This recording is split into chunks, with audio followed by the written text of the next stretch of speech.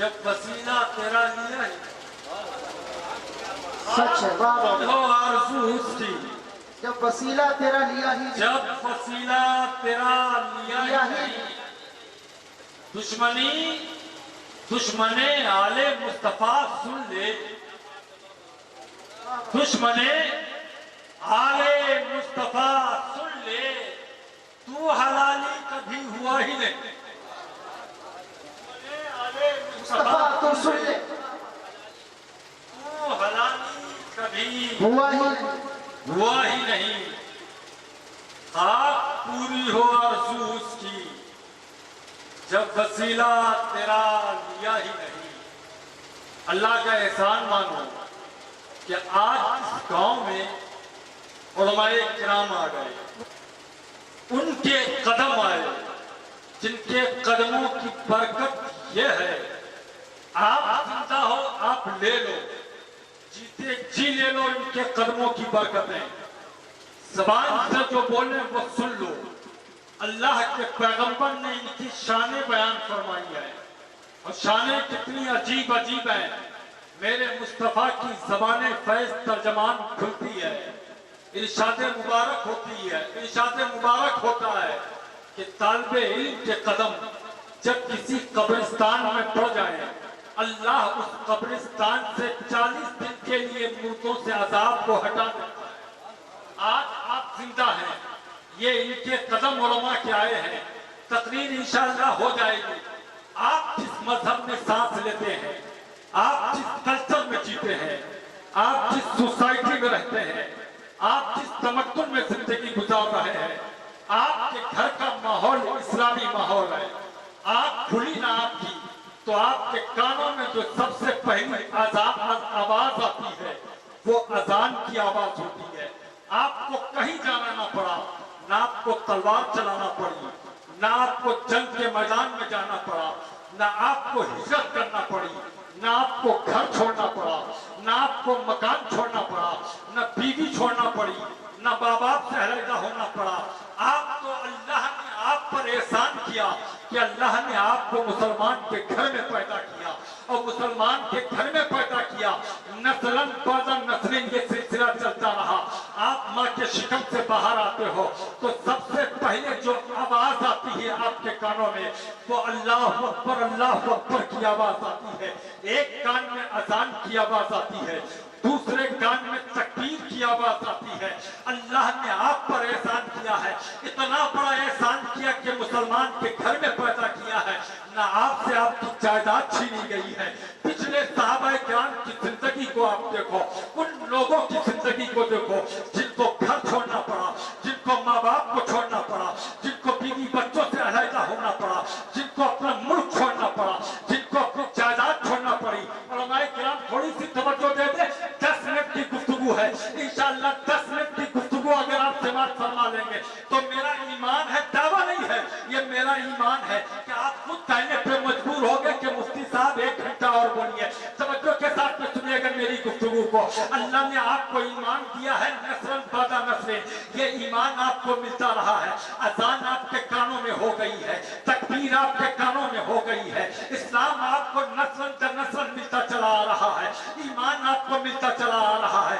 नमाज आपका बाप पढ़ता है, आप भी पढ़ते हो, दादा पढ़ता था, आप भी पढ़ते हो, खानदान के लोग भी पढ़ते थे, आप भी पढ़ते हो, रोजा आप भी रखता था, आप भी रखते हो, हज और लोग भी करते थे, आप भी करते हो, आपके खानदान के लोग कलमा पढ़ते थे, आप भी पढ़ते हो। लेकिन दूसरे लोगों को झांक करके देखोगे, जब तारीख के झरोकों से झांक करके देखोगे, लोगों ने बड़ी मुसीबत उठाई है, परेशानी उठाई है इसी दीन के लिए। लोग ये कहते हैं कि हमारा दीन इज्जत देता है, हमारा मजहब इज्जत देता है, लेकिन मैं ये कहूंगा जो इस्लाम इज्जत देता है वो कायनात का कोई भी मजहब इज्जत नहीं देता है। जो हमारा कुरान इज्जत देता है वो दुनिया की कोई किताब इज्जत नहीं देती है। जो हमारा रसूल इज्जत देता है उससे बढ़कर कोई इज्जत देने वाला नहीं है। जो खुदा इज्जत देता है उससे बढ़कर कोई इज्जत देने वाला नहीं है। लोग कहते फला पार्टी में शामिल हो जाओ, इज्जत मिल जाएगी, फला विधायक के झंडे पे चले जाओ, इज्जत मिल जाएगी, फला बीजेपी के पास में चले जाओ, इज्जत मिल जाएगी, नरेंद्र मोदी का नारा लगाओ, इज्जत मिल जाएगी, फला के पास में चले जाओ, इज्जत मिल जाएगी।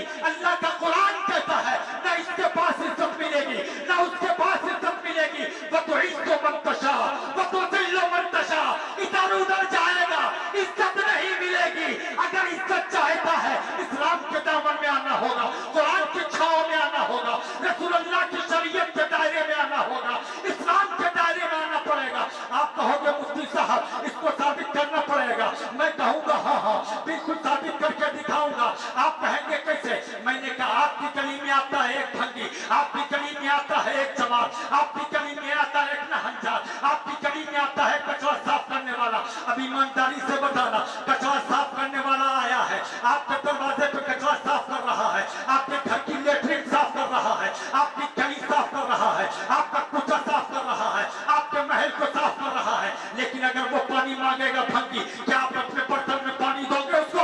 ईमानदारी से बताओ, क्या आप अपने गिलास में पानी पिलाओगे? क्या उसके हाथों में लोटा दोगे? क्या उसके हाथों में चट दोगे?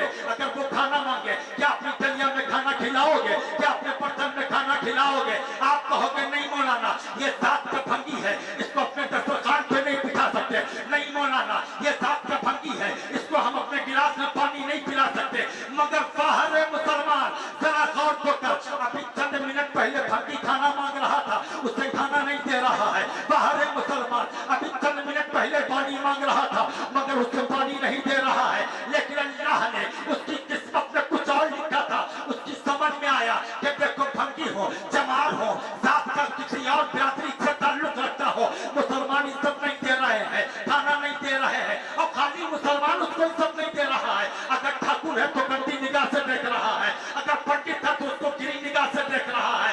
लेकिन जैसे ही उसने सोचा कि अब इज्जत नहीं मिलेगी, लेकिन कुरान ने कहा इज्जत मिलेगी, तो उसकी समझ में आया कि इज्जत लेना है तो कलमा पढ़ना होगा, इज्जत लेना है तो दीन कबूल करना होगा। मस्जिद के इमाम साहब के पास में गया, हाफिज साहब के पास में गया, हाफिज साहब के पास में गया, शादाब साहब के पास में चला गया, मौलाना अल्तमश साहब के पास में चला गया, मुफ्ती मुकीम साहब के पास में चला गया, और दीगर उलमाए किराम है आपकी मस्जिद के इमाम के पास में आया। उसने कहा मौलाना साहब अभी तक नहीं मिल रही है, जमाना गंदी निगाह से देख रहा है, समाज में कोई इज्जत नहीं है, खानदान में कोई इज्जत नहीं है, मुसलमानों में कोई इज्जत नहीं है, ठाकुरों में कोई इज्जत नहीं है। यहाँ तक कि हम उनके मंदिर में नहीं जा सकते, हम पूजा पाठ उनके साथ में नहीं कर सकते। अब हमें कलमा पढ़ा लीजिए। अब उसको कलमा पढ़ाया गया। अब तवज्जो के साथ में सुनना, अभी चंद मिनट पहले वो भंगी था, वो जमात था या दूसरी बिरादरी का था, लेकिन जैसे उसने कलमा पढ़ लिया, ईमानदारी से बताओ, अब वो नहाया धोया और नहा धो करके मस्जिद की पहली सफ में पहुंचा। हाय कलेजे में ताकत,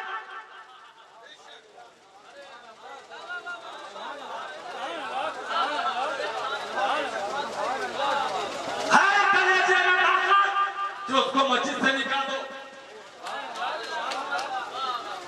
हाय इमाम में हिम्मत जो उसको मस्जिद से निकाले। सबका वली बैठा है पहली सफ में।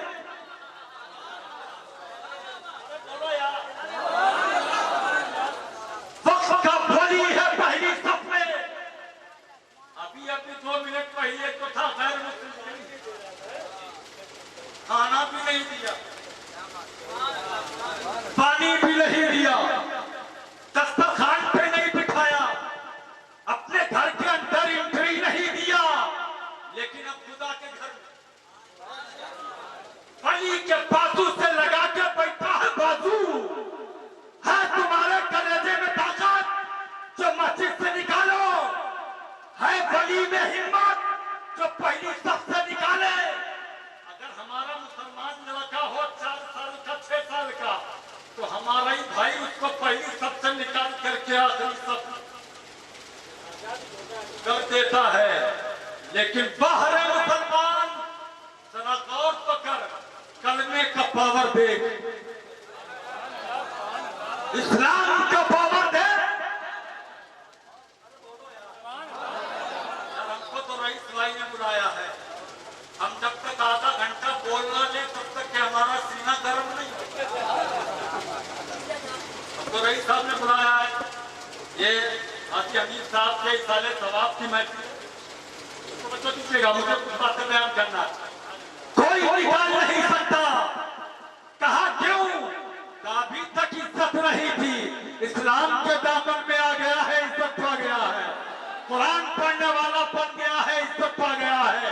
नमाजी बन गया है, इज्जत पा गया है। अब यही पे रुक के जुमले की हिफाजत करना। नेता के दर पे जाओ, इज्जत नहीं मिलेगी। प्रधान की चौखट पे रगड़ो जाके, इज्जत नहीं मिलेगी।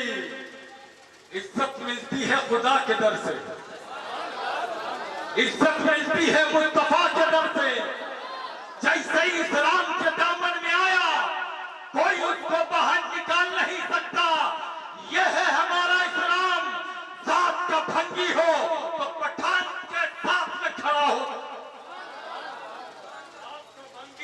सैयदों के साथ में खड़ा होता है। यह है हमारी मस्जिद, यह है हमारी मस्जिद और यह है हमारा इस्लाम। समझ देना, इस्लाम ऐसे ही नहीं मिला है। हम तो समझते हैं ना कि हमको तो बस जन्नत मिल जाएगी फ्री फैंड में।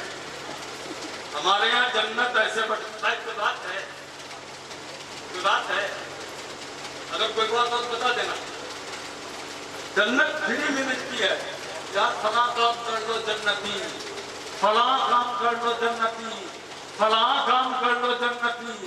मज़ार पे चले जाओ, चादर चढ़ाई आओ, मन्नत पूरी हो जाए। फला 4 चिल्ले मज़ार पे जाओ, 4 जुमरात मज़ार पे जाओ जन्नती, फला काम कर दो जन्नती।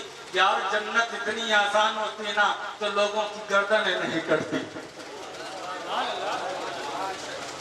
जन्नत इतनी आसान होती तो करबला ना होता। जन्नत इतनी आसान होती तो मैदान बद्र ना होता।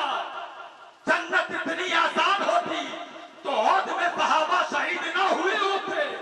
जन्नत इतनी आसान होती तो तलवारों से गर्दनें न काटी जाती। इसी जन्नत के लिए कभी घर छोड़ना पड़ता है, इसी जन्नत के लिए कभी बेटे कुर्बान करना पड़ते हैं, इसी जन्नत के लिए कभी माँ बाप को छोड़ना पड़ता है, इसी जन्नत के लिए कभी घर बार छोड़ना पड़ता है। फिर मैं ये कहूंगा आज न घर बार छोड़ने की जरूरत है, न गर्दन कटाने की जरूरत है। अब मैं तू जन्नत के लिए इधर उधर जा रहा है। अल्लाह ने एक जन्नत बाप की सूरत में तुझे दी है, अल्लाह ने एक जन्नत माँ की सूरत में तुझे दी है। अगर माँ बाप की खिदमत कर ले तो इधर उधर जाने की जरूरत न। नारे तकबीर, नारे रिसालत। हजरत अल्लामा मुफ्ती गुलाम गौस ओवैसी साहब किबला, खानकाह मोहम्मदिया कालपी शरीफ, खानकाह आलिया समदिया पख्तून शरीफ के आला हजरत। बड़े मुबारकबाद के लायक हैं हाजी अनीफ साहब के शहजादे। कितने कितने थे मुबारकबाद के लायक हैं। यार हम तो सुन्नी मुसलमान हैं, पैदा हो जाए ना तब भी रसूलुल्लाह का नाम कानों में होता है, और मर जाए ना तब भी मिलाद होता है। उनके जिक्र से हमारी कोई महफिल खाली नहीं होती। दुआएं बड़ी सस्ती है, अल्लाह की कसम। यार जो रसूल मिला ना उस रसूल का कायनात में कोई जवाब नहीं है। जो दीन मिला है उस दीन का कोई जवाब नहीं है। जो कुरान मिला है उस कुरान का कोई जवाब नहीं है। और यह उम्मत चाहे जैसी हो, उम्मतों में इस उम्मत का कोई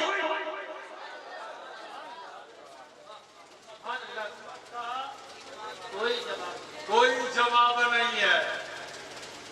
तवज्जो करो, हम मुसलमान कौन है?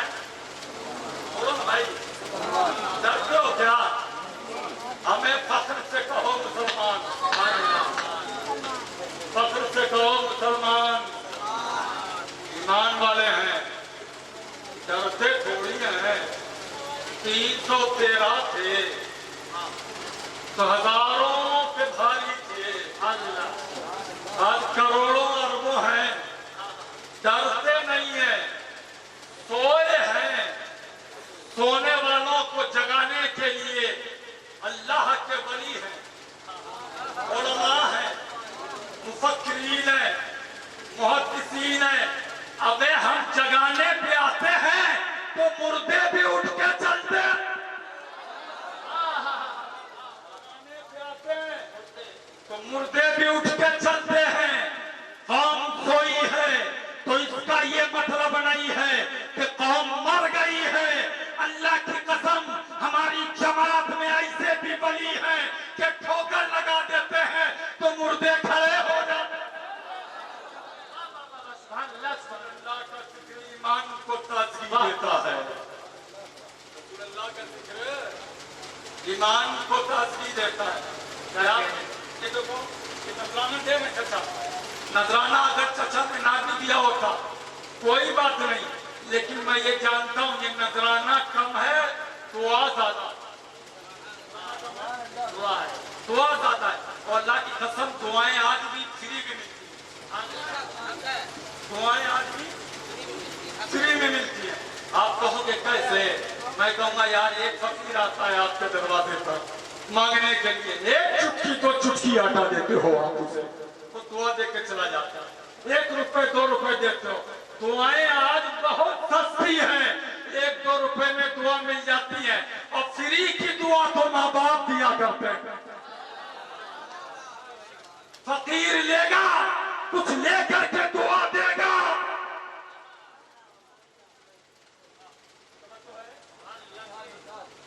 मजदूर देगा कुछ लेकर के दुआ देगा। माँ बाप को देखो, माँ बाप जब देखो तो औलाद के लिए दुआ करते हैं और कोई लालच नहीं होता है, कुछ मांगते नहीं है। यार हमको अपने माँ बाप को देते कर, समझो ध्यान देना मेरे भाई। हम अपने माँ बाप को देते कर, शादी हो जाती है, शादी हो गई, माँ बाप ने शादी कर दी। अब लड़का अपनी बीवी से डरता है और वो कहता है कि बीवी के सामने देंगे तो बीवी नाराज हो जाएगी। हमने कहा यार तेरी बीवी नाराज हो जाएगी, ये क्यों नहीं सोचता है खुदा की रहमत नाराज हो जाएगी। खुदा की रहमत नाराज हो गई तब अब देता है माँ बाप को ऐसे करके देता है, छुपा करके जा करके देता है। ठीक है, छुपा करके जा करके देता है, अपना हाथ ऊपर रखता है। मेरे मुर्शिद सरकार सैयद उवैस मुस्तफा वास्ती के बड़े भाई सरकार सैयद बादशाह हुसैन वास्ती दामत पर कातहुल आलिया फरमाते हैं कि जब अपने माँ बाप को कुछ दो तो खबरदार अपना हाथ ऊपर ना करो, अपना हाथ ऊपर ना करो, ऐसे ना दो कि देखने वाले को लगे कि भीख दे रहा है, ऐसे ना दो। माँ बाप का हाथ तुम्हारे सामने फैले ये शर्म की बात है। माँ बाप अपना हाथ फैलाए और तुम उन पे कुछ पैसे रखो, ये शर्म की बात है। तब तुम्हें अपने ज़मीर का जनाजा पढ़ना होगा, तब तुम्हें अपने ईमान का जायजा लेना पड़ेगा, तब तुम्हें अपने कल्चर का जनाजा पढ़ना पड़ेगा। तुम्हारे माँ बाप ने तुम्हें पाल करके बड़ा किया है, जवान किया है, बूढ़े होने पे आ गए हो, शर्म नहीं आ रही है? माँ बाप ने तुमको कितनी मुसीबतों से पाला है, ईमानदारी से बताओ। अगर बरसात हो रही है, माँ बाप का घर अगर देहात में है, गांव में है, माँ बाप रोते हैं, तड़पते हैं। आज से 20 साल पहले चलो, आप तारीख का जायजा लो, अपने ईमान को देखो, अपने कल्चर को देखो, अपनी सोसाइटी को देखो। आज से 20 साल पहले चलोगे तो हिंदुस्तान में ज्यादा अच्छी सड़कें नहीं थी, आपके इसी औरैया में ज्यादा अच्छी सड़क नहीं थी, आपके इसी गाँव में अच्छी सड़क न होगी। लेकिन जब आप परेशान होते हो, जब आपको कोई बीमारी लगती है, जरा अपने बचपन का जायजा लो, जरा अपने बचपन का माहौल देखो। आपको बुखार आया, आपके बच्चे को बुखार आया, या आपसे पहले वाले जो आपके भाई थे उनको बुखार आया, माँ बाप में परेशान हो गए। बारिश हो रही है, तालाब भरा हुआ है, रोड भरा हुआ है, पानी भरा हुआ है, लेकिन माँ बाप कहते नहीं साहब, हमको अपने बच्चे की जिंदगी बचाना है।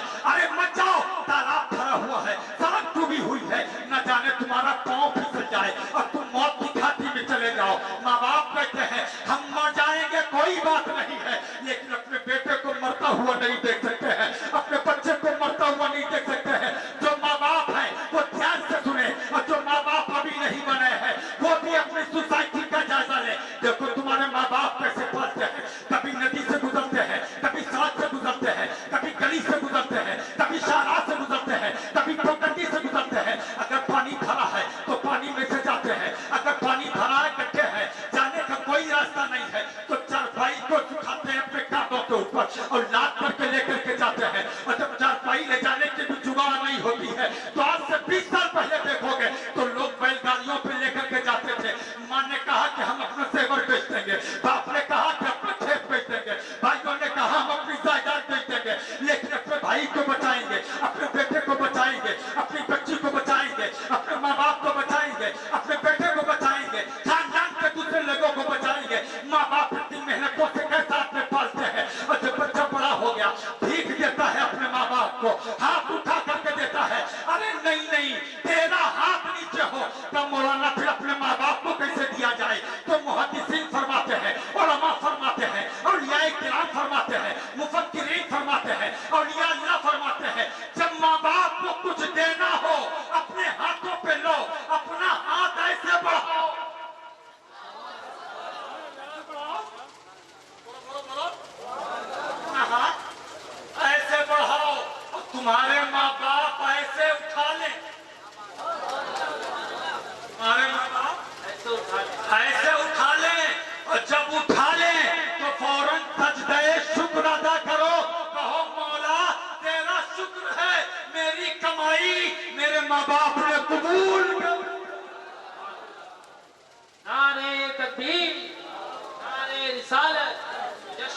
मिलादुन नबी हजरत अल्लामा मुफ्ती गुलाम गौस ओवैसी साहब किबला अजमत वालिदैन। मेरे माँ बाप ने कबूल कर लिए, शुक्र करो। ये ना कहो कि हमने एहसान किया है, ये कहो मौला तेरा एहसान है। महबूब, तेरा एहसान है कि मेरे माँ बाप ने कमाई कबूल कर ली है, मेरा नजराना कबूल कर लिया है। यार दुआओं के लिए क्या बोलते हैं रईस भाई, अब तो खानका शरीफ में रहते हैं और शाह जमाल की बारगाह में रहते हैं। बोले मोहब्बत से इनसे पूछो, पुराना तमाशा मौजूद है, इससे पूछो। लोग जाते हैं हजरत दुआ कर दीजिए, हजरत ये 10 मीटर की चादर लाए हैं, ये चादर चढ़ा दीजिए, दुआ कर दीजिए। मैं कहूंगा जालिम मजार वाले को तेरी चादर की जरूरत नहीं है, तेरी माँ को चादर की जरूरत है, तेरी बहन कपड़ों की जरूरत है। मजार पे अगर चादर न चढ़ाएगा तो कोई फर्क ना होगा, लेकिन पड़ोस की बेटी अगर नंगे बदन रहेगी तो फिर तेरी इज्जत पे हर्फ आएगा, तेरे ईमान पे हर्फ आएगा। मजार पे फूल की चादर ले, गरीब की बेटी को कपड़े पहना जा, तुझे चक्कर नहीं काटना पड़ेंगे, वो दुआ करेगी, तेरी दुआ कबूल हो जाएगी, मन्नत पूरी हो जाएगी। दुआ वही कराना है ना, तो फिर माँ बाप से कराओ। दुआ कराना है तो माँ बाप से कराओ। एक औरत आई थी मेरे पास, एक औरत आई थी, खानका शरीफ में मैं मौजूद था, तो वो औरत आई, वाह करके रोने लगी। मैंने कहा क्यों रोती हो? बूढ़ी औरत है, जरा ईमानदारी से बताना, बूढ़ी औरत है, रो रही है आकर के। मैंने कहा क्यों रो रही हो? कहने लगे बाबू मुफ्ती साहब रोने का मकाम है। मैंने कहा क्यों, आखिर रोने की वजह क्या है? क्या रोने की वजह बताते हुए कलेजा फटता है, आखिर कैसे बताएं कि क्यों रो रहे हैं? मैंने कहा माँ तुम मेरी माँ की तरीके से हो, बूढ़ी हो चुकी हो, तुम्हारे सफेद बाल हो चुके हैं, तुम बूढ़ी हो चुकी हो, आखिर तुम क्यों रो रही हो? तो उस बूढ़ी औरत ने कहा था क्या बताएं, हमने बेटे को जवान किया, जवान करके शादी कर दी है। आज जब शादी कर दी है ना, कई साल हो गए हैं शादी को, मैंने सोचा था मेरे भी कुछ अरमान थे, मेरी भी कुछ तमन्नाएं थी कि मैंने अपने बेटे की शादी कर दी है, बहू आएगी मेरा ख्याल रखेगी, बहू आएगी घर को संभाल लेगी। बेटा मेरा अकेला बेटा है, अपनी अकेली माँ को ना देखेगा तो क्या करेगा? बाप का इंतकाल हो गया है। लेकिन जैसे बहू आई है ना, तो बहू ने ये कह करके मुझे घर से बाहर निकलवा दिया कि अम्मा रात भर खांसती है, अम्मा के खांसने से हमें नींद नहीं आती है। बोलो, माँ खांसती है तो बहू को तकलीफ होती है, पोतों को पोतियों को तकलीफ होती है। मेरे बेटे ने मुझसे कहा अम्मा कमरे में ना सोया करो, बरामदे में चले जाओ। बरामदे में आ गए, बरामदे में भी आ गए तो फिर भी सुकून ना मिला उसे कि बुढ़िया जब देखो खास करके थूक थूक करके पूरा थकान थूक करके पूरे घर को खराब किए दे रही है, बुढ़िया खराब किए दे रही है पूरे घर को, फिर भी उसे चैन ना मिला। आखिरकार मेरे बेटे ने मुझे घर से निकाला और घर से निकाल करके बाहर घर के आंगन में कर दिया, घर के आंगन से भी निकाला। कुछ दिनों के बाद में गली ने एक सामने छप्पर डाल दिया, उस झोपड़ी में रहती हूँ, न बहू खाना खिलाती है, न बेटा पैसे देता है, न वो मेरी जिम्मेदारी करता है, न वो मेरी आयादत करता है जब बीमार पड़ जाती हो। लेकिन मुझे कोई तकलीफ नहीं है। बाहर है माँ का दिल, बेटा खाना नहीं खिलाता लेकिन माँ को तकलीफ नहीं है, घर में नहीं रखने दिया मगर माँ को तकलीफ नहीं है, बीवी उसकी बहू उसकी देखभाल नहीं करती है मगर कोई तकलीफ नहीं है। मैंने कहा जब कोई तकलीफ नहीं है तो फिर क्या तकलीफ है तुझे? कहने लगी हाँ एक तकलीफ जरूर है, अपने दस्तरखान पे नहीं खिलाता कोई बात नहीं है, मेरे बनाए हुए घर में मुझे नहीं रखता कोई तकलीफ नहीं है, पैसे नहीं देता कोई तकलीफ नहीं है, बीवी की सारी फरमाइशें का मानता है मुझे कोई तकलीफ नहीं है, अपने बाल बच्चों में वो खुश है मैं भी उसमें खुश हूँ, अपनी बीवी के साथ में खुश है मैं भी उस बात में खुश हूँ, वो अपने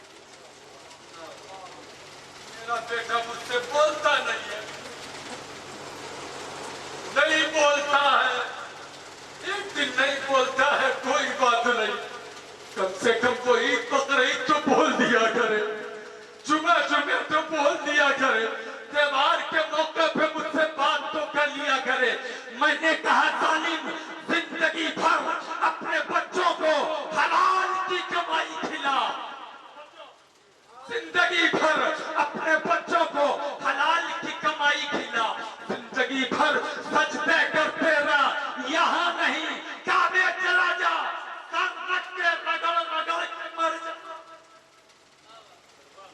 तवाफ कर, रोज़े रसूल की ज़ियारत कर, अल्लाह की इज्जत की कसम तेरी कोई इबादत कबूल नहीं अगर तेरे माँ बाप खुश रहे,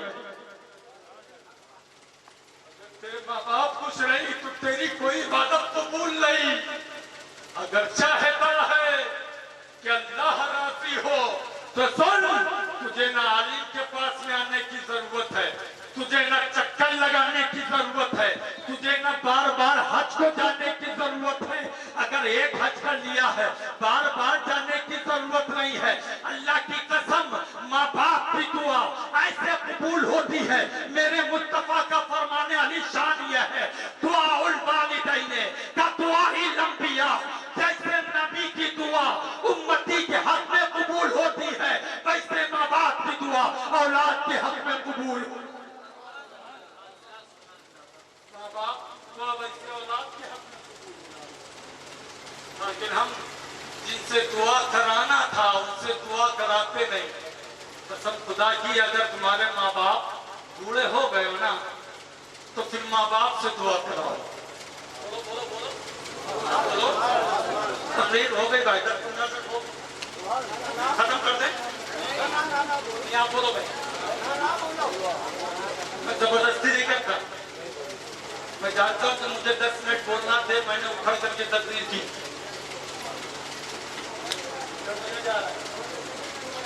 थोड़ी सी मोहब्बत के साथ में बोलो तो फिर 10 मिनट में आप बोलते हैं, और मोहब्बत के साथ में माँ बाप की दुआ कैसे कबूल होती है? बेशक ऐसे ही कबूल होती है जैसे नबी की दुआ उम्मती के लिए कबूल। वाह वाह वाह वाह, सुभान अल्लाह सुभान अल्लाह, वाह वाह, बहुत खूब बहुत खूब। तो फिर अपने माँ बाप से कहो ना, अम्मा अब्बा दुआ कर दो। अल्लाह का फरमान अली शान है, हदीस मुस्तफा भी है, उलमा फरमाते भी है कि अल्लाह उस बंदे को अज़ाब ना देगा जिसके सर और दाढ़ी के बाल सफेद हो गए हो। क्यों? क्योंकि अल्लाह उसके बुढ़ापे पे रहम फरमाएगा। बोलो, उसके बुढ़ापे पे रहम फरमाएगा। तो जिन पे रहम अल्लाह फरमाएगा उनसे दुआ करो, और नहीं कुछ कर सकते हो, अगर माँ बाप जिंदा नहीं है तो फिर कहो मौला मेरे माँ बाप की, मेरे बाप की सफेद दाढ़ी का वास्ता दुआ कबूल कर ले, वाह वाह मेरी माँ के सफेद बालों का वास्ता वाह वाह, दुआ कबूल कर ले। जो दुआ कहीं कबूल ना हो वो माँ बाप के दर पे कबूल हो। बताऊं, वक्त का बनी हो, कुतुब हो, अब्दाल हो, गाउस हो, मुहद्दिस हो, मुफक्किर हो, मुजद्दिद हो, गौसे आजम हो, गरीब नवाज हो, आला हजरत हो, शाहजहान और रैया हो, कालपी के मखदूम हो, चौसा के मखदूम हो, कुतबे बिलग्राम फातहे बिलग्राम हो, चाहे वो मुफ्ती हो, जुमले की हिफाजत कीजिएगा, चाहे वो मुफ्ती हो, चाहे वो मुजद्दिद हो, चाहे वो मुफक्किर हो, चाहे वो आलिम हो, चाहे वो जाहिल हो, चाहे वो शराबी हो, चाहे वो हाजी हो, चाहे वो नमाजी हो, चाहे वो ज़कात देने वाला हो, चाहे वो शराब पीने वाला हो, चाहे वो वली हो, चाहे वो जाहिल हो कोई भी, चाहे जितने बड़े ओहदे पे पहुंचे, माँ चाहे जैसी हो, वक्त का वली हो उसकी भी जन्नत उसकी माँ के कदमों में,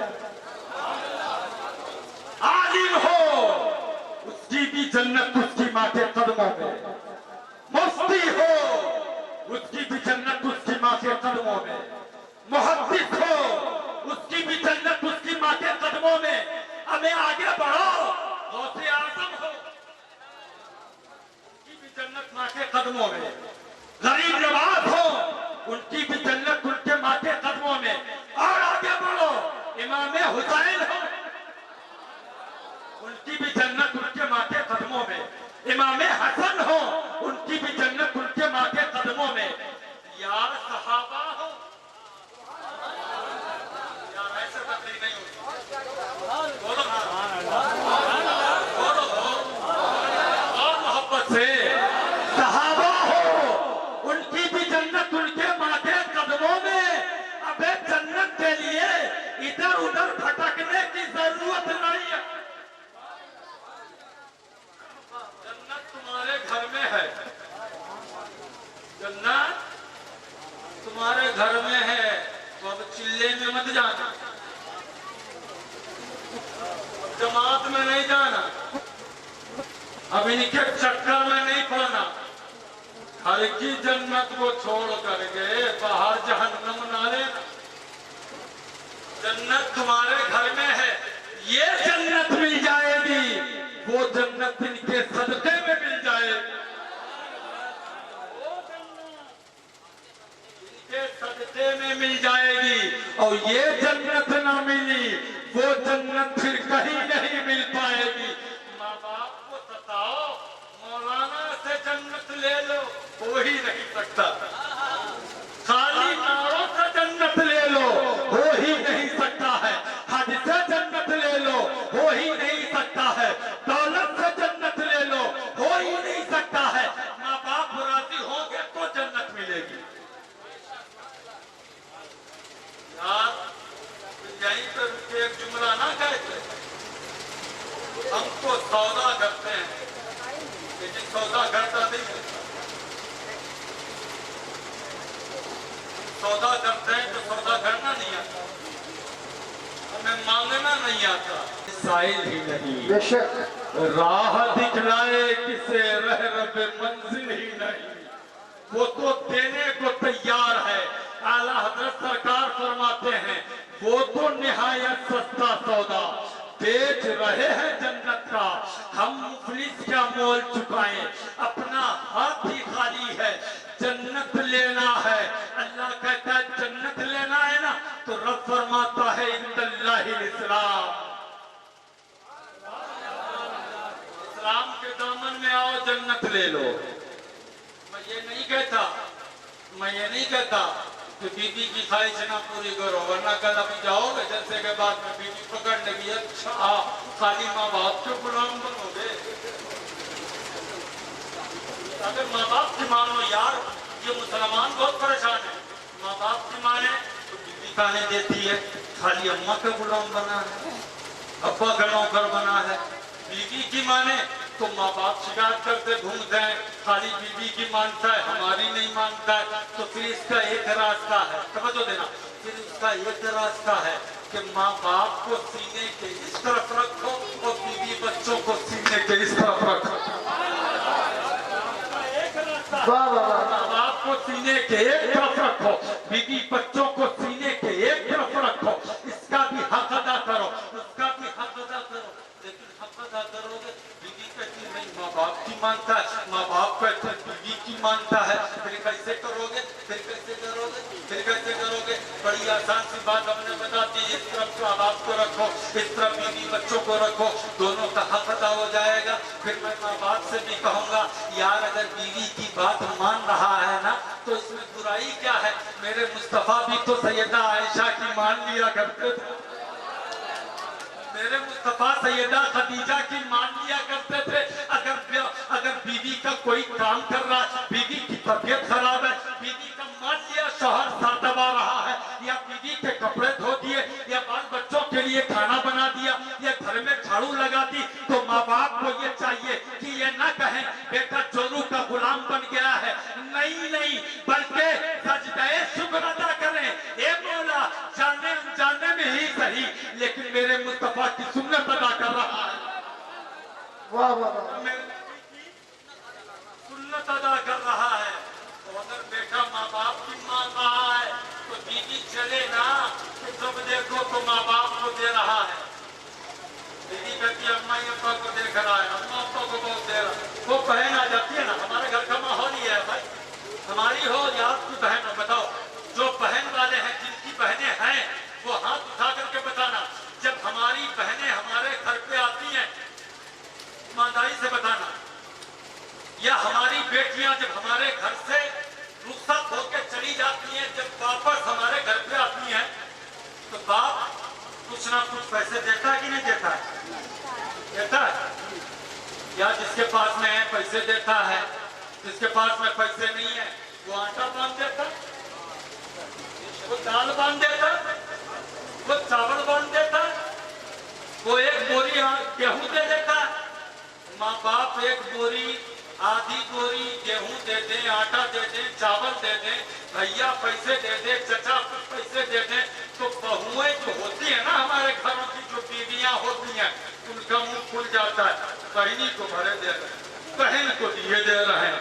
ये देखो चली आई भैया को लूटने के लिए, ये देखो चली आई बाप को ले जाने के लिए। मैंने कहा अगर ये किसी की बहन है, भाई को लूटने के लिए आई है, तू भी तो किसी की बहन है। वाह वाह वाह वाह, तू भी तो किसी की क्या बहन। बात है मुफ्ती साहब, वाह वाह वाह। जा तू भी अपने भाई से ले आ, जा तू भी अपने बाप से ले आ। कहती नहीं, भैया ने बहन को दे दिया, बाप ने दे दिया, हाँ हमारे लिए कम बेचा। मैंने कहा सुन, लड़की का जायदाद में हिस्सा है, खेती बाड़ी में बोलो, खेती बाड़ी में हिस्सा है, खेती बाड़ी में हिस्सा है। और जब खेती बाड़ी में हिस्सा है तो फिर मुझे बताना, वो 1 बीघा 2 बीघा 3 बीघा छोड़ के जा रही है, खाली एक ही बोरी तो लेके जा रही है। 1 बीघा 2 बीघा 3 बीघा अपना हिस्से का छोड़ के जा रही है, खाली एक ही बोरी तो लेकर के जा रही है, चंद किलो आटा ही तो लेकर के जा रही है, चंद सिक्के ही तो लेकर के जा रही है। अगर वो चाहेगी हिंदुस्तान की अदालत में खड़ा होकर अपना हिस्सा ले लेगी, शरीयत के तौर पे भी जमीन में हिस्सा ले लेगी, जायदाद में हिस्सा ले लेगी, माँ बाप की जायदाद में लेगी, भाई की जायदाद में लेगी, दादा की जायदाद में लेगी, चाचा की जायदाद में लेगी, दादी की जायदाद में लेगी। हमें शुक्र अदा कर, एक बोरी लेके जा रही है, सब छोड़े जा रहे हैं।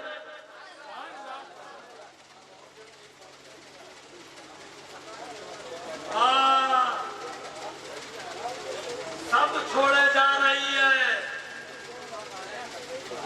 सब छोड़े जा रही है। ऐसा नहीं है कि भाई, एक बात बताओ, ईमानदारी से बताओ, जिस अल्लाह ने माँ की कोख में बेटी का हिस्सा रखा है, जायदाद में नहीं रखेगा। माँ के दूध में हिस्सा रखा है, जायदाद में नहीं रखेगा। है? जहेज देना है तो दे दोगे, है? शादी करना है तो कर दोगे।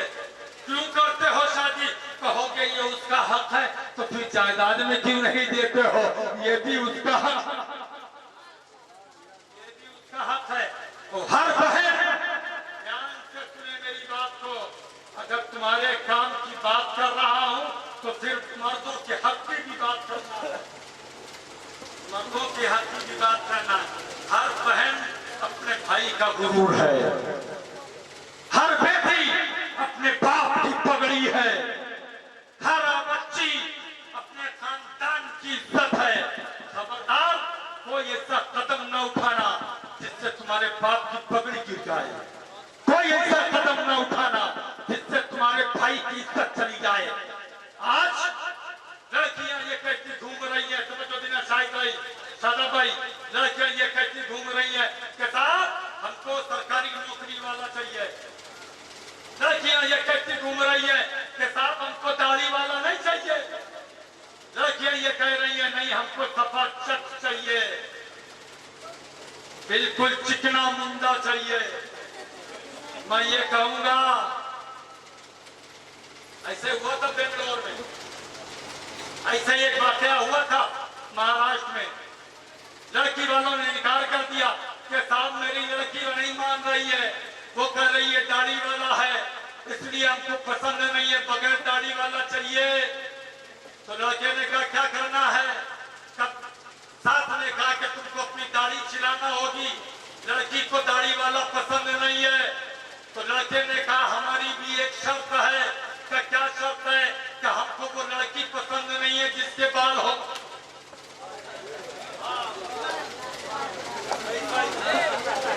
हमको वो लड़की पसंद नहीं है जिसके बाल हो, हमको टकली लड़की पसंद है।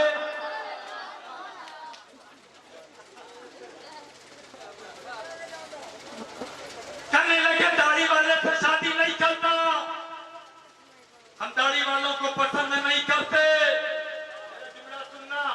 तो फिर मैंने कहा सर अगर दाढ़ी वाला पसंद नहीं है तो ध्यान से सुन ले, क्यों पसंद नहीं? कहने लगे दाढ़ी वाला है इसलिए पसंद नहीं, खूबसूरत वो है जो फेयर एंड लवली लगाता हो,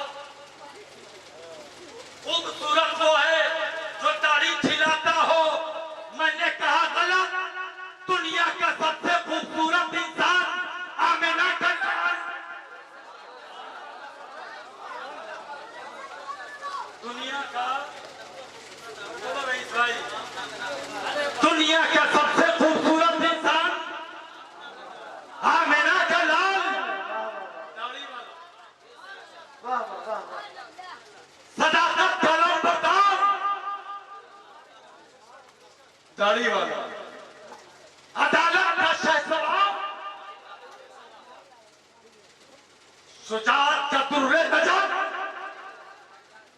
दाढ़ी वाला, हसरैन करीमैन, दाढ़ी वाला, वाह वाह। गौसे आजम, गरीब नवाज, बारिशे पाक, दाढ़ी वाला, मखदूमे कालपी, दाढ़ी वाला, मखदूमे औरैया, मुफ्ती साहब, दाढ़ी वाला, शायर साहब, मौलाना साहब, आला हजरत, मुफ्ती आजम, मौलाना, हाफिज, कारी, सब दाढ़ी वाले।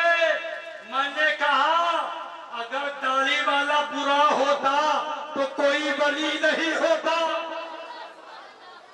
वाह दाढ़ी वाला बुरा होता कोई अब्दाल न होता, अगर दाढ़ी वाला बुरा होता कोई मुफ्ती न होता, अगर दाढ़ी वाला बुरा होता तो कोई मुजद्दिद नहीं होता, अगर दाढ़ी वाला बुरा होता कोई कुतुब न होता, अगर दाढ़ी वाला बुरा होता, अगर दाढ़ी वाला खूबसूरत न होता, अगर दाढ़ी वाला अच्छा न होता तो इतने बड़े बड़े ओहदों पे होता। तू कह रही है दाढ़ी वाला पसंद नहीं तो जुमले की हिफाजत करना।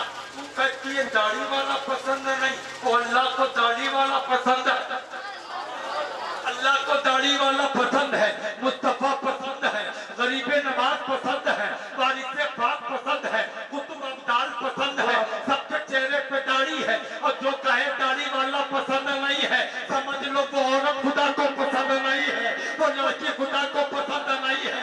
और जब अल्लाह को तवज्जो देना, नारा बात में लगाइएगा, जब अल्लाह को दाढ़ी वाला पसंद है तो फिर ईमानदारी से बताना जो दाढ़ी वाला होता है यकीनन नमाजी होता है, जो दाढ़ी वाला होता है यकीनन वो गाली नहीं देता है, जो दाढ़ी वाला होता है वो शरीयत पे चलने वाला होता है, जो दाढ़ी वाला होता है वो रोजा रखने वाला होता है, जो दाढ़ी वाला होता है वो ज़कात देने वाला होता है, जो दाढ़ी वाला होता है यकीनन हज करता है, जो दाढ़ी वाला होता है वो मुस्तफा का सच्चा गुलाम होता है, जो दाढ़ी वाला होता है वही तो कुतुब अब्दाल होता है। अब सुन, अल्लाह को दाढ़ी वाला पसंद है, और जो ये कह रही है कि हमको दाढ़ी वाला पसंद नहीं है, हो सकता है उसकी किस्मत में कोई शराबी हो सकता है उसकी किस्मत में कोई जुआरी हो सकता है उसकी किस्मत में कोई पापी हो सकता है उसकी किस्मत में कोई सानी हो सकता है उसकी किस्मत में कोई हरामखोर हो। और जो कहे दाढ़ी वाला पसंद है समझ लो अल्लाह को वो लड़की पसंद है, समझ लो अल्लाह को वो बंदी पसंद है। वाह वाह। नारे तकबीर, नारे रिसालत, मसलके आला हजरत, फैज़ाने आला हजरत, फैज़ाने औलियाए किराम, जश्न जश्न ईद मिलादुन नबी हजरत अल्लामा मुफ्ती मोहम्मद गुलाम गौस साहब क़िबला, नारे तकबीर, नारे रिसालत। समझ लो वो लड़की ही पसंद नहीं है, हो सकता है उसकी किस्मत में कोई शराबी हो, समझो लेना, हो सकता है उसकी किस्मत में कोई शराबी हो और शराबी के हिस्से में पड़ जाएगी तो जिंदगी तबाह हो जाएगी, जुआरी के हिस्से में पड़ जाएगी तो जिंदगी बर्बाद हो जाएगी। जो लड़की ये कहती मिले ना कि हम दाढ़ी वाले से शादी नहीं करेंगे तो उससे कह देना, फिर ये भी लिख करके दे कि तू मर जाए तो तेरा जनाजा कोई दाढ़ी वाला न पढ़ाए,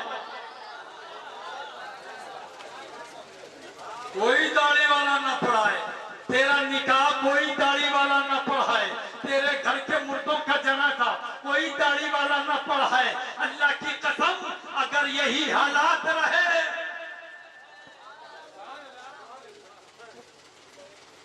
तो फिर दूसरे मामलात बन जाएंगे।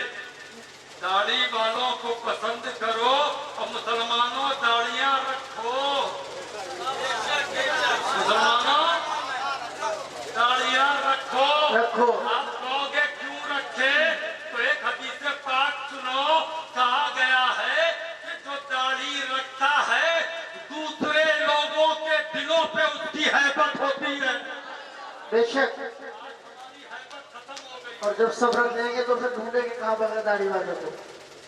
यही बात अल्लामा हसरत अली खान ने भी इरशाद फरमाई थी। जी जी, हमारे जब सारे दाढ़ी रख लेंगे। गुरसाईगंज वालों से कहा, जब हजरत ने कहा कि दाढ़ी रख लो गुरसाईगंज के लोगों से, तो लोगों ने कहा हजरत हम दाढ़ी रख लेंगे, लड़कियां शादी नहीं करती हैं। तो हजरत ने कहा यार फिर सब रख लो, जाएंगी कहाँ? सच है, रखो सब, जाएंगी कहाँ?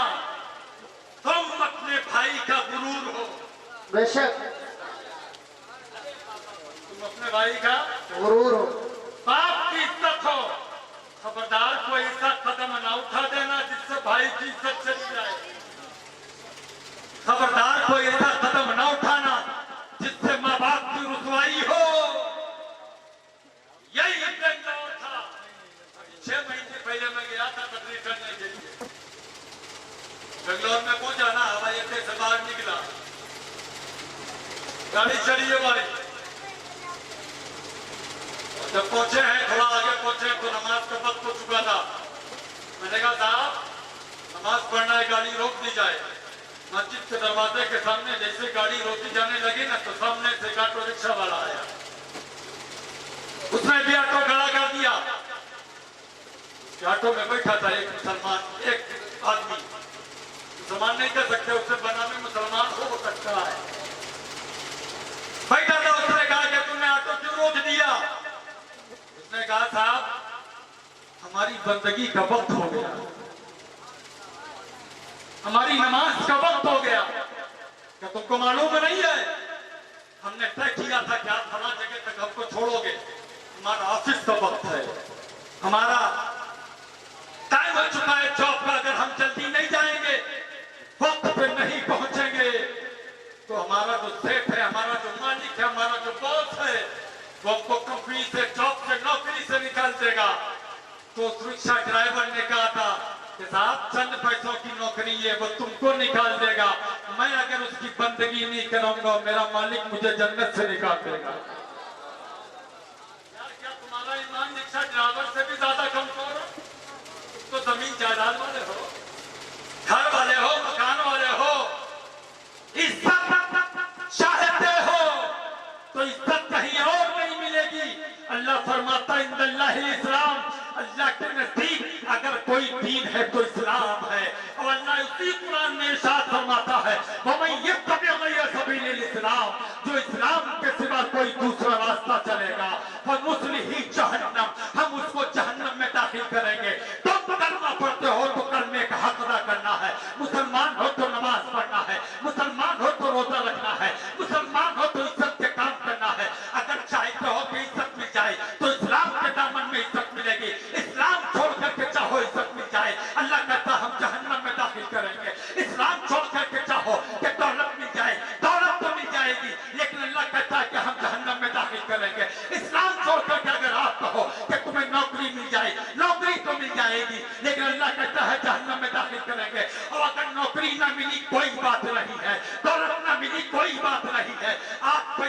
लोगों को देखो कि पैसे बिछा करके सोते हैं मगर रातों में नींद नहीं आती है। पैसे हैं उनके पास में, जमीन है उनके पास में, जायदाद है उनके पास में, मकान के मालिक है, फैक्ट्री के मालिक है, दुनिया की बड़ी से बड़ी कीमती कारों के मालिक है, फ्लाइट के मालिक है, हवाई जहाजों के मालिक है, लेकिन उनको नींद नहीं आ रही है। लेकिन एक गरीब मजदूर जो जाता है मजदूरी करने के लिए, शाम को पलट के आता है, असर भी पड़ता है, मगरिब भी पड़ता है, ईशा भी पड़ता है, फजर भी पड़ता है और फिर मजदूरी करने चला जाता है। उस मजदूर से पूछो यार, उस मजदूर से पूछो और पूछोगे तो जवाब ये मिलेगा कि आप सवाल करो उससे कि यार तुझे नींद कैसे आती है, तू तो मजदूर आदमी है। तो मजदूर ये कहेगा हमारे पास महल तो नहीं है लेकिन अल्लाह ने मुझे जन्नत का सुकून झोपड़ी में अता कर दिया।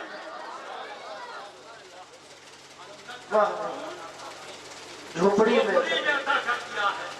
क्योंकि ईमान वाला है, ईमान वाला है, करने वाला है।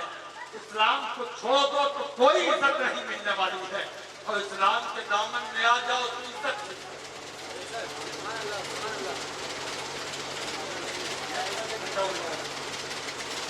इस्लाम के दामन में आओ तो इज्जत ही इज्जत है, वरना दुनिया चाहे जितनी कमा लो जिल्लत ही जिल्लत है।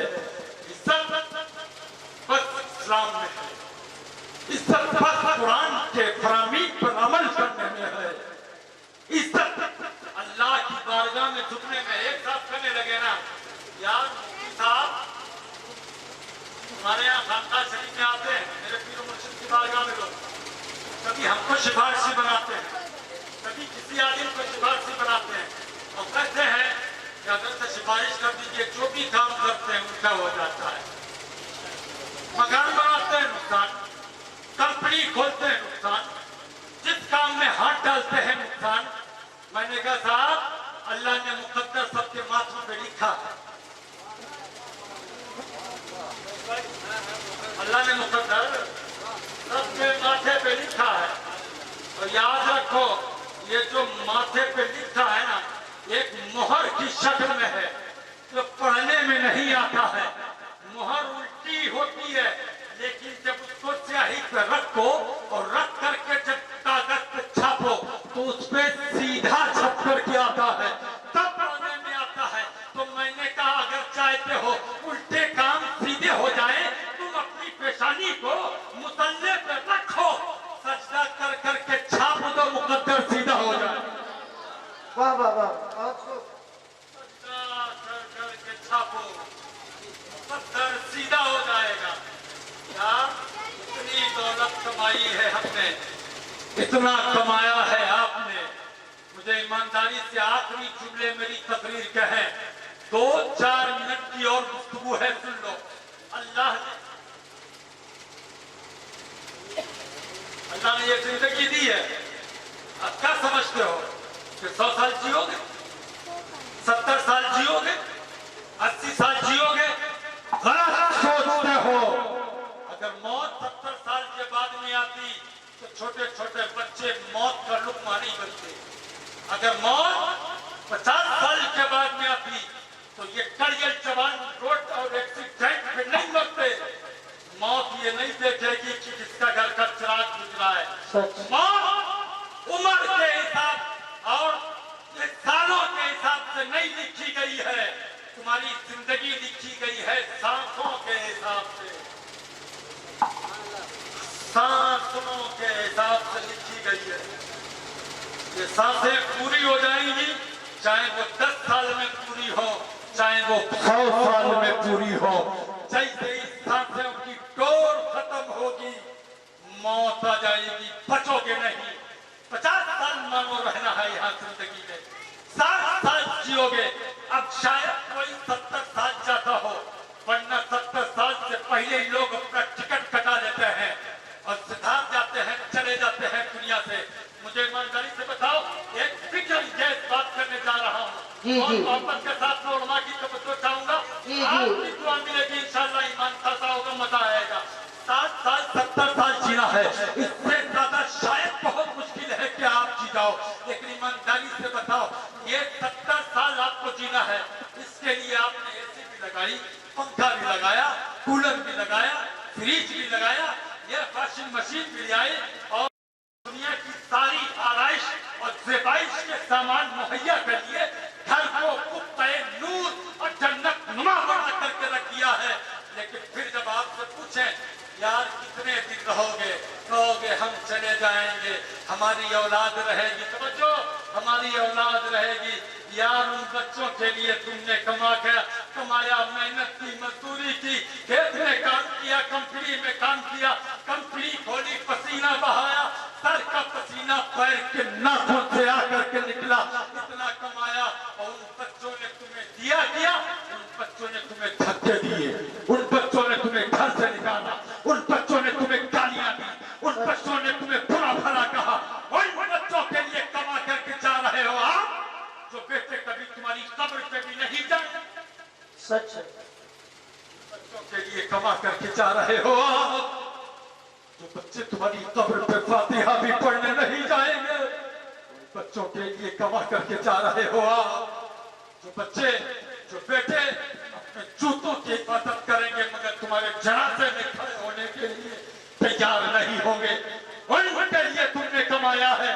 जो बच्चे तुम्हें कांधा देने के लिए तैयार नहीं है, बाप के मैयत को कांधा देने के लिए तैयार नहीं है, या उनके लिए तुमने अपनी पूरी जिंदगी बर्बाद कर दी। जो बच्चे तुम्हारी कब्र पे 2 घंटे खड़े होने के लिए तैयार नहीं है, सूरह यासीन पढ़ने के लिए तैयार नहीं है, उनके लिए तुमने इतना कमाया। और फिर अपने लिए तुमने क्या कमाया? तुमने अपने लिए क्या कमाया? ईमानदारी से बताओ। मेरे मुस्तफा का फरमान सुनो कि 3 चीजें ऐसी हैं, मुस्लिम शरीफ की हदीस पाक है, 3 चीजें ऐसी हैं जिनका सवाब मरने के बाद भी लोगों को मिलता रहता है। आप कहोगे वो कौन सी 3 चीजें हैं? एक समझो देना, एक वो चीज जो इल्म नाफे हो, नफा देने वाला इल्म हो, वो चीज मरने के बाद में फायदा देगी। एक वो चीज जो सदक़े जारिया हो, आपने मस्जिद बना दिया, मदरसा बना दिया, क्या आपके लिए सदक़े जारिया है? ये चीज मर जाओगे तब भी सवाब मिलता रहेगा। और एक आखिरी चीज ऐसी है, ईमान ताजा हो जाएगा। नबी फरमाते हैं अगर मरने वाले ने नेक औलाद छोड़ी है, आदमी मर के कब्र में चला जाएगा, बेटा बेटी नेक अमल करेंगे, उसका सवाब मरने वाले को कब्र में मिलता रहेगा। मोहब्बत के साथ बेटी को मरने के बाद में, मरने के बाद में माँ बाप को सवाब जी। हाजी हनीफ साहब ने बेटे से छोड़े। जी जी जी, मुबारक हो हाजी हनीफ साहब के शहजादों को। अल्लाह ने करम किया, अपने अब्बा को हज कराया, तो अल्लाह का करम आपके ऊपर भी है कि आज उनके नाम की महफिल सजाए बैठे हो। सजाए आप बैठे हो, सवाब आपको भी मिल रहा है, आपके वालिद को भी मिल रहा है। अमल आपने काम कर रहे हो, आपके वालिद को भी सवाब मिल रहा है। तो पूरी ईमानदारी के साथ 2 जुमले सुनना। वो 2 जुमले तो मैं कहने जा रहा था, बात कहीं और चली गई। तो चले जाओगे दुनिया से, आप मर जाओगे, इंतकाल कर जाओगे, 50, 60 साल 70 साल जियोगे। तवज्जो के साथ में ये दिल लगा करके मेरे ये जुमले सुन लेना। 60, 70 साल जियोगे, मर के चले जाओगे आप। कब्र में आगे आपके अमाल जैसे होंगे वैसा आपके साथ में किया जाएगा। अमाल अच्छे होंगे तो जन्नत की खिड़की खुल जाएगी, अमाल बुरे होंगे तो जहन्नम की खिड़की खुल जाएगी। याद जन्नत कहाँ है? अगर इस मौजू पे तकरीर करें तो 1-1.5 घंटे की तकरीर हो जाएगी। लेकिन मैं बताऊं, 7 आसमानों के ऊपर जन्नत है। जन्नत की खिड़की वहां खुलेगी और जन्नत की हवा आपकी कब्र में आएगी। खिड़की वहां खुलेगी, खिड़की वहां खुलेगी, जन्नत की हवा आपकी कब्र में आएगी। यार कोई तार नहीं है, कोई पाइप नहीं है, कोई कनेक्शन नहीं है, लेकिन जन्नत की हवा आपकी कब्र में आएगी। मैंने कहा आएगी, मुसलमानों की कब्र में आएगी, तो ये तो सबने माना आएगी। अपने ने भी माना, उतंगे पजामे वाले ने भी माना, गैर मुकल्लिद ने भी माना, अहले हदीस ने भी माना, वहाबी देवबंदी ने भी माना कि जन्नत की हवा आएगी। मैंने कहा आएगी, लेकिन उसकी कब्र में नहीं आएगी जिसके अमाल अच्छे नहीं होंगे, जिसका उसका अकीदा अच्छा नहीं होगा, उसकी कब्र में जहन्नम की हवा आएगी। कहीं लगे मौलाना जन्नत की हवा मुसलमानों की कब्र में आएगी। मैंने कहा बेशक। कहीं लगे ये हमारा भी ईमान है। मैंने कहा यार हवा आसमानों को चीर करके, सातों आसमानों को चीर करके आएगी। मुस्तफा मदीने से आ जाए, मदीने से आ जाए। अगर हवा आ सकती है तो मेरे मुस्तफा भी आ सकते हैं। अब तवज्जो के साथ से मेरी गुफ्तगू को सुनना। वो तो जुमले सुनो। 60 साल 70 साल जीना है, इसके लिए इतना सारा इंतजाम है। और इस दुनिया की उम्र कितनी है?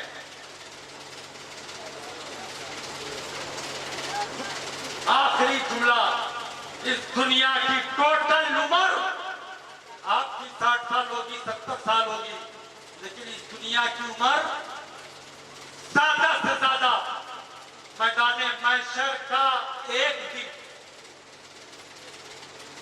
ज्यादा से ज्यादा मैदाने महशर का एक दिन या उसका आधा दिन, एक दिन या उसका मैदाने महशर का एक दिन 50,000 साल का।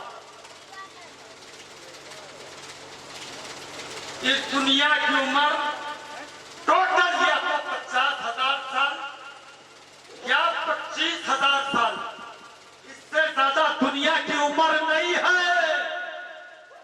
और इस 25,000 साल में करोड़ों लोग आए हैं, गए हैं, चले जाएंगे। इसमें आप अपना वजूद ढूंढोगे तो आपको आपके वजूद का एक नुक्ता भी ना मिलेगा, आपको आपकी हैसियत तक न मिलेगी। यार मान लिया 25,000 साल का एक दिन होगा, और एक दिन जब 25,000 साल का होगा और कोई दिन 50,000 साल का होगा, एक दिन 25,000 साल का हो या 20,000 साल का हो, क़यामत के मजार उलमा किराम से पूछो, क़यामत का एक दिन 50,000 साल का है, कोई 10,000 साल का है, कोई 20,000 साल का है, कोई 5,000 साल का है, कोई 1,000 साल का है। क़यामत का एक एक दिन इतना बड़ा है। आपने जिंदगी गुजारी हो, उलमा किराम तवज्जो दीजिए, बहुत बड़ा नुक्ता देना जा रहा हूं। आपने 60 साल जिंदगी गुजारी है, आपने 70 साल जिंदगी गुजारी है, लेकिन उसका हिसाब अगर पहले दिन भी हो जाएगा तब भी 50,000 साल लगेंगे। एक दिन में भी हिसाब हो जाएगा ना, एक दिन में भी हिसाब हो जाए वहां पर तो कितने दिन लगेंगे? बोलो ना यार, 50,000 साल। यार 60 साल की जिंदगी का हिसाब 50,000 साल। बोलो बोलो, सोचो। यहाँ ना सोच पाओ तो घर में जाके अकेले सोचना। जिंदगी 50 साल 60 साल गुजारी है, इसका हिसाब देना पड़ेगा 50,000 साल तक। लेकिन ईमानदारी से बताओ, मैदाने महशर का एक दिन 50,000 साल का है, मैदाने महशर का एक दिन 50,000 साल का है।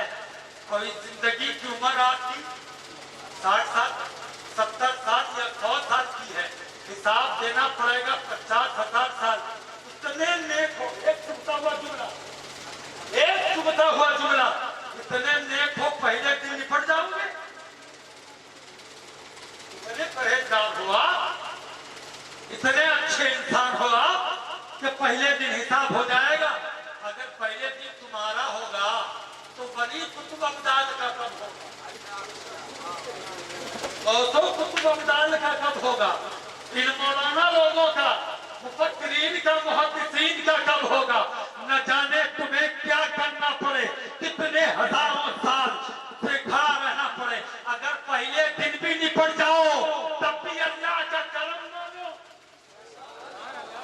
अगर पहले दिन भी निपट जाओ तब भी अल्लाह का करम मानो।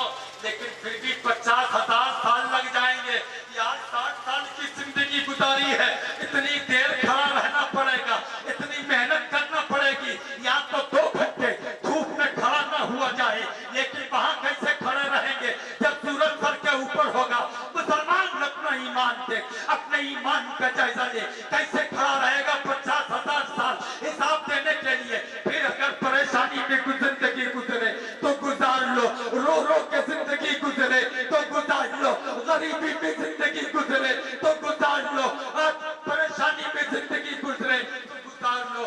छप्पर में जिंदगी गुजरे तो गुजार लो, झोपड़ी में जिंदगी गुजरे तो गुजार लो। यहाँ 50 साल की जिंदगी अगर मुसीबत में गुजारोगे तो जन्नत की हवा, जन्नत के महल में पहले जाओगे। और अगर यहाँ की जिंदगी ऐश में गुजार ली तो मैया हर बुराई का हिसाब देना होगा, हर नेकी का हिसाब देना होगा। जैसे तैसे गुजरे गुजार लो, परेशानी में गुजार लोगे, जन्नत का मजा झोपड़ी ही में मिल जाएगा। अल्लाह से दुआ करो, अल्लाह इस महफिल को कबूल फरमाए, उलमाए किराम के आने को कबूल फरमाए, इनके वालिदैन, इनके वालिद साहब और इनके घर के तमाम अफराद, बिलखुसूस हाजी हनीफ साहब की मग़फ़िरत फरमाए। हम सब के लिए अल्लाह जन्नत में आला महल बनाए। वमा तौफीकी इल्ला बिल्लाह, वमा तौफीकी इल्ला बिल्लाह। पूरा मजमा मोहब्बत के साथ में पढ़ ले, ला इलाहा इल्लल्लाह मुहम्मदुर रसूलुल्लाह सल्लल्लाहु तआला अलैहि वसल्लम। अस्सलामु अलैकुम व रहमतुल्लाहि व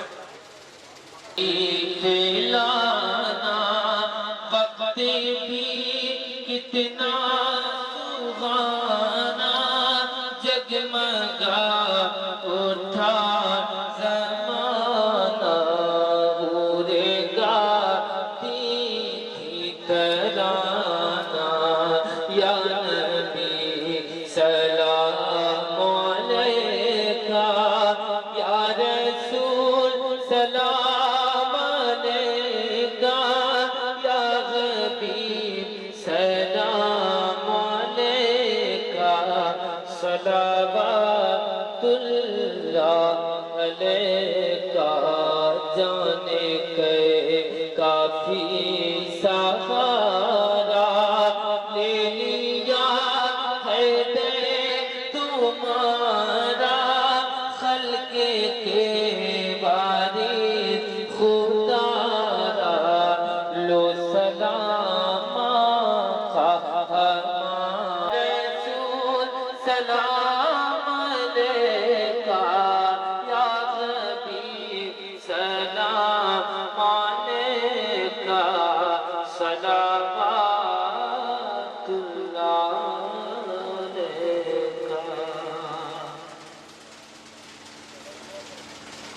अलैका।